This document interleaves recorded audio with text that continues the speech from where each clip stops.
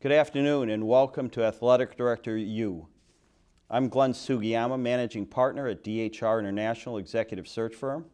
I am here today with Thorr Bjorn from the University of Rhode Island and David Harris from the University of Northern Iowa. And today we're going to talk about the mechanics of head coach contracts and extensions. So I'd want to start out with the two of you gentlemen. It's great that you're here because one of the things that they discuss in college basketball today is the fact that quote-unquote mid-major programs are a feeder program to Power 5 schools. They sit and wait and see who plays well, and then they come and recruit your players.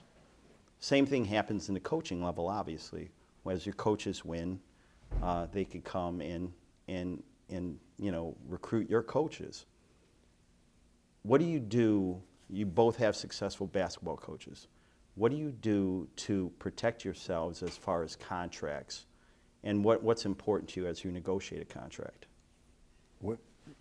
Sure. When we first hired Dan Hurley 5 years ago, he'd just come out of Wagner for 2 years. And so we were coming off a coaching change and sort of were thinking about some things that were important to us. We talked a little bit off air about mitigation and so forth. And so when we first hired Dan, our deal was pretty straightforward and guaranteed for 6 years, but just the base salary. And after his first year, because of what he inherited, which was a little different than any of us thought in terms of APR challenges and a couple of our better players leaving, the president and I made the decision to try to renegotiate his salary sooner than later. We liked what he was going to do. We only won 7 or 8 games that first year, but we thought the future was bright. So we've been proactive with Dan, I think out of 5 years, probably 3 times, doing a different addendum or extension to his contract because, again, we believed in what he was doing. And at the same time, protecting the university by increasing the buyouts along the way. So going back to what you were saying, if Dan's a very good coach, I think someday some Power 5 school that really makes sense to him may come looking for him. And he understands the importance of what the university's made in terms of investments to him and his program. So he's also agreed, as we've increased his compensation, his length, to increasing the buyouts to go along with it, knowing there's a little give and take there. David, and you just got there 14 months ago, but it's something I'm sure you thought about. Certainly, and it's a little bit of a different situation for me, having only been there 14 months, and Coach Jake has been there for a long time, first as an assistant coach and now as a head coach, and has been very successful. So the contract that we're working from is one that's been in place for a while. But in a similar fashion for us, we had a year in this past year where we didn't live up to expectations. But at the same time, I felt so good about Coach Jake, what he's capable of doing, what he's done in the past, what I see every day that we did a contract extension for him that got him back to his original contract length because I felt like it was important for him to know that as the athletics director, I've had a chance to evaluate the program now over a year. I'm really excited about our future. I believe that he's the right person to be able to lead us. And I felt like it was an important message to send to our community as well. A lot of our fans asked me about whether or not we're going to be able to keep Coach Jake, just based on the question that you posed, because they know that other programs are coming after him. I think one of the things that I've found here in year one is that it's really important that you have a coach that wants to be at your institution and enjoys your community, and that's one of the things that helps us. We have to do our part on a contract standpoint, but also his desire to want to be there, to want to be at the institution, to want to continue to raise his family in that environment really helps us because he wants to be there. He's made a long-term commitment, and now it's just about, can we give him the resources to be able to continue to have success, and can we compensate him fairly? And I know how you feel about this, but I'm sure that you think it's more important to proactively bring him in, renegotiate his deal, as opposed to waiting for him to get an offer and then having to counter that offer. Absolutely, because from my standpoint, I feel strongly about the job that he has done and can do for us, can continue to do. So why am I waiting for us to have a successful season before I show that appreciation? I expect us to have success. That's one of the reasons that I feel strongly about him in the first place. And so when I initially started, it would have been in March of 16. We were having a year in which we went to the NCAA tournament. So I was just walking in the door, and it would have been an opportunity to be able to do that because We had just won the Missouri Valley Conference championship, just won the tournament, and then went to the NCAA tournament and won a game against Texas, went to the second round. So it would have been a perfect opportunity that if I wanted to do something, I could have. But I actually sat down and had a conversation and said, you know, I really just want to be able to evaluate our entire department. I'm a new AD. I'd like to be able to come in, visit with everyone, look at everybody's contracts, and then just hope that we can build some trust that over time, I definitely want to do things proactively to be able to help you and to be able to help our program. So sometimes the timing will just work out that your coach has success, then there's something that you need to do to be able to reward them, and that's going to happen. But there need to be other times, I think, where you can be out in front of the curve a little bit and make some decisions to do things to be able to help your coach so that when those other opportunities come up, he's thinking about the things that the institution has invested in his success, and maybe that makes him more likely to stay with you. I think that's such a great point, the timing of it. You know, whether you come in and inherit a coach that's been there and been successful or not, and then in our case, hiring that new coach, and then feeling even a greater responsibility because you had an understanding of what's been in place for a few years to then say, hey, let's, you know, we like what you're doing, let's be proactive so that when someone does come, we make it a tough decision if it ever got to that point. As you said, we were talking about mitigation offline. The representation for both your coaches is the same. Mitigation is something that's very big for him, but you also have other things that you look at: guaranteed compensation, length of years, buyout. How do you weigh all those factors? When we first hired Dan, we just guaranteed the base portion of his contract, and then after sitting down in year one and really understanding what was going to be important to him, and as David said, making sure they're happy in the community, his family was happy. How do we want to make sure that continues, especially after a tough first year in a new community? So I think, from the university's perspective, it's twofold. I mean, you want to protect the school. You want to make sure that you have a fair contract that makes sense within the league. I think we've been able to do that. But at the same time, the mitigation piece is a real important thing. We went through that with our previous coach. It's actually in Rhode Island, it's a state law unless you sort of put it in other ways. I think there's a lot of ways you can protect. The coach can protect themselves by, with great representation, which our coaches have, but then also I think there's a fair way for both sides to have a really good, positive relationship. I agree. You're looking for a win-win. You're looking for a balance in what you're trying to accomplish with your coaches.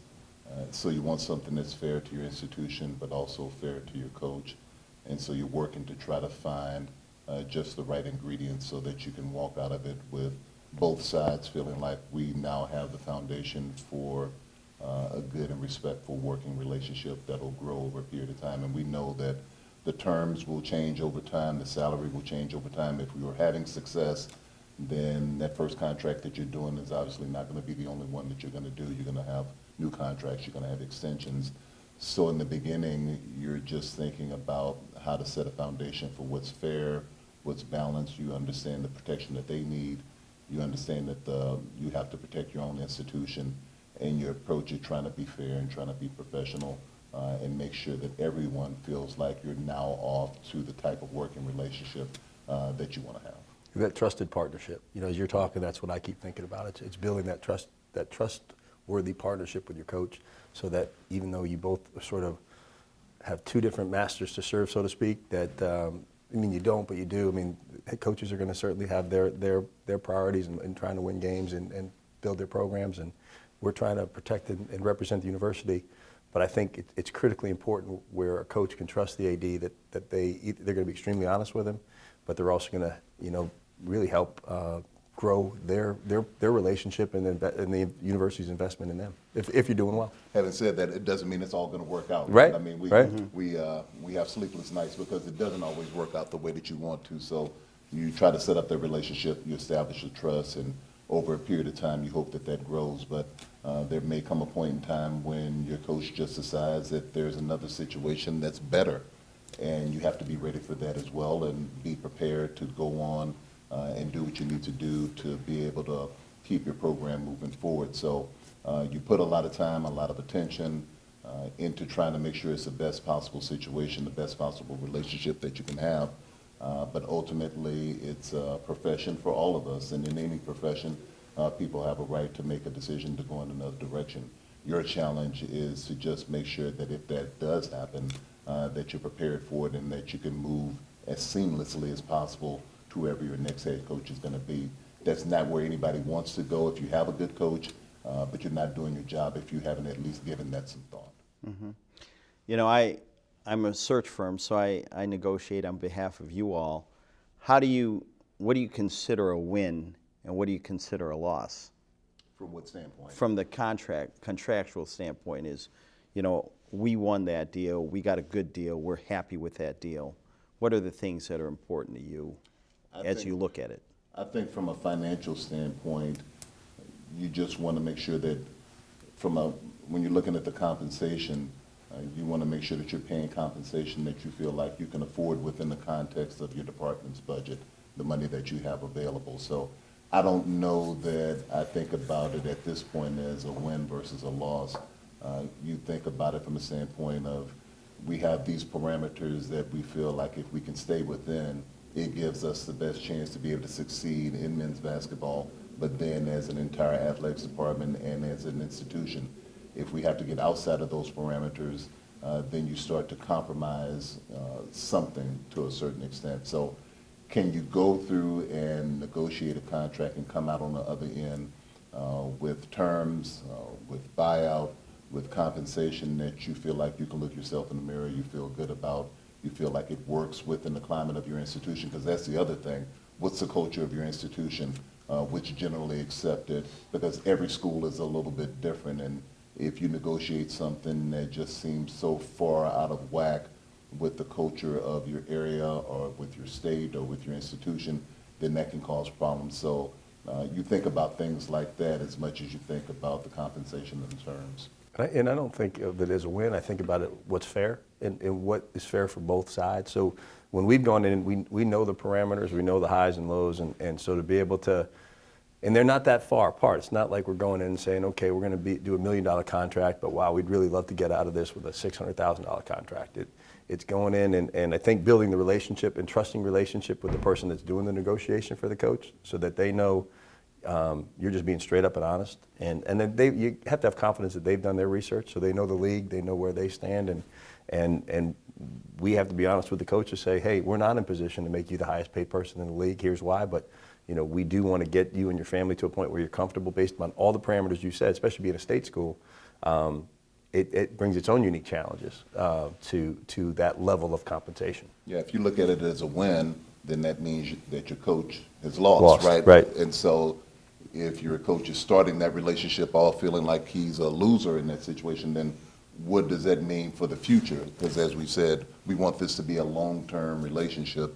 So how can you have both parties walk out of the room feeling that they've gotten the win and got what they needed out of the deal? Exactly. Not everybody's going to be 100% happy. I think that's the win. Yep. Okay. Yes. Good point. What would you say? And you know, it's funny. As you're thinking about that, I think about the times that, you know, when like we're dealing with, you have the same agents for your coaches. I'll be dealing with the same person almost weekly during a coaching season in different jobs, and you know, the fact that you have that relationship and you're used to each other, and you know what's going to be important, and you know I know what's important to him, he knows what's important to me, and those are the things that, you know, as this evolves in college athletics and our relationships with coaches and how the salaries are to a point that we never thought it would be like this, you know, that it's important that we do get sophisticated with that. And so, Thorr, I want to ask you, when you think about it, how far do you think it's going to go, college athletics, coaches' salaries? You know, it's interesting because you look at the A10, which is a very good basketball league, and where, you know, we're paying our coaches pretty well, but we're not touching the Big East yet, you know. And a lot of our conference meetings are talking about the TV packages down the road and other ways that we're going to generate enough revenue to be able to, you know, keep building our programs, which includes paying your coaches. So it's funny, being at the A10, I think we're in a good spot because I say it all the time, we know who we are. and we're a basketball league, and we're going to go out and try to be the best basketball league in the country that we can possibly be, and we don't get distracted from that. But when you start thinking about, I mean, it's all public knowledge. In Rhode Island, 5 years ago, Dan was making $600,000. Now he's at $1 million, $1.1 million, and that's in 5 years. And so, you know, we've got to keep generating the revenue to help cover that. The university's not giving that to us, so we've got to keep going out and doing that. Well, at the same time, making sure our other programs feel like they're getting the benefit of men's basketball success. So it's going to keep going up. I just, you know, I think we're at a place where it's not going to go up as significantly or as fast, maybe, as it will at some of the Power 5 conferences. But then again, I mean, we've increased almost by 100% in 5 years. Yeah, I don't think you know how far it's going to go. Sometimes, though, when you're working with your coaches, you can figure out that there's something that's equally important to them, to the compensation. It might be years on the deal. It may be something about a facility. It may be cost of attendance. You never know. And so you also have to be aware of the totality of the contract. And if you can't do something in one area, then maybe there's something you can do in someplace else. Or you're working with a coach who understands the limit of what the compensation can be. So they're not even coming to the table asking for that. They're asking for some other things that no matter who's the head coach will help move the men's basketball program forward. But you're exactly right. You're also trying to balance that with the needs of the rest of your programs. And do they have an understanding of why you're working so hard to be able to retain this coach and put them in a position to have success? Because ultimately it means success for them as well. So you don't want to have any internal misunderstandings about you paying attention just to this one sport or these two sports and not paying attention to the rest. You have a responsibility to make sure that you're having these same conversations with each of your coaches, that they're getting what they need to have success. It's just when you're talking about men's basketball, they're a little bit different when you talk about the compensation and the amount of notoriety that they get. So you have to pay attention to that, but you also have to pay attention to your entire department so that they understand every day you're coming to work trying to do what's best for everybody, but that looks different depending on who you're dealing with. Thorr, you had real life experience with this with your coach. What do you think when you recall the situations that he's had and you had conversations calling him in, how much of it was your relationship? How much of it was a pull of the institution and the community? How much is it winning versus in your program versus going to possibly a losing program? And how much of it was contract and compensation? I would say none of it was contract and compensation. When Dan had an opportunity to leave a year ago, I went to his house and we had a conversation with his wife and I, and it was very personal and very good, and it was probably this, you know, really the most solid foundation of a partnership and friendship that we had up to that point. And it's a matter of you know, him talking me through where we need to go and what he really wants to do. It's him saying, or me saying to him, look what you've built here, look what we've built here as a partnership, as an institution, as a basketball program. And he said something to me once that I'll never forget, and I said it to him. He said to me one time, Thorr, you deserve to be here when we're good. And I remember saying the same thing to him. And that made this past year really special, because to see how we sort of went through some ups and downs and then finished off in such a strong pathway, I think it was the trust, the partnership, the investments the university's made, the investments that he's made in terms of the quality of player he brought in, and not wanting to let them down. I would say that was the biggest factor. The way and the integrity he has for his players was probably the number one reason why he wouldn't consider leaving, because those guys believed in him when there wasn't much to believe in. What do you think is important for your coach? I'm sure you know he's had chances to make a lot more money, but he's stayed. What do you think is important to him? He has a very strong belief about what Northern Iowa basketball can accomplish, and I think he's determined to make sure that we can live up to our potential. And so for him, it's not as much about compensation as it is about, have we completely built the infrastructure necessary to be able to have sustained success, to be able to go to a next level. So is that looking at facilities, or is that some other piece that we haven't paid attention to? How can we make sure that we continue to get fans to the game so we have a great environment for the players to be able to play in? How can we make sure we have everything necessary to be able to recruit student athletes? So at this point, I very much feel like he feels that he's being fairly compensated, his coaches are being fairly compensated, but now it's about making sure that the investments continue to be made in the basketball program so that if your goal is the Final Four, then what do you need to have in place to be able to do that? If your goal is the Elite Eight or the Sweet 16, there are certain things that you need to have in place to be able to do that, especially if you want to be on that level over a sustained period of time. So we really spend a lot of time thinking about and talking about how do we make those investments so that Northern Iowa basketball will be strong for years to come. I think that's more important to our coach too. Every year, what thing because he knows our limitations financially, but what thing is the university going to do? What are we going to invest in to make the program better so that when his guys come back after summer session 2 and they see something different, that's what's most important to him. Guys, it's been a pleasure. David Harris, Northern Iowa, Thorr Bjorn, Rhode Island. I'm Glenn Sugiyama, and we'll see you again on Athletic Director U.